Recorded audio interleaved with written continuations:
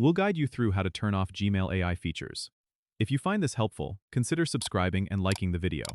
First, open your web browser and go to Gmail's website. Once you're logged in, look for the settings icon, which looks like a gear, in the top right corner of your Gmail page. Click on it.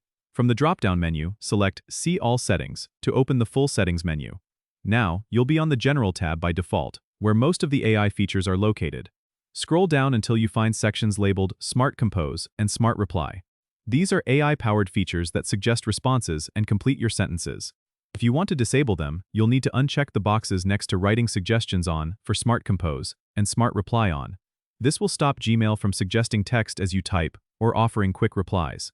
You might also want to scroll further to find the Personalization section, where you can disable features like Smart Features and Personalization if you prefer not to have Gmail analyze your data for enhanced services. After you've made these changes, scroll to the bottom and make sure to hit the Save Changes button. This ensures your adjustments are applied. Remember, some of these features might enhance your productivity, so it's worth considering which ones you find beneficial before turning them off entirely. Don't forget to subscribe and comment if this helped you out.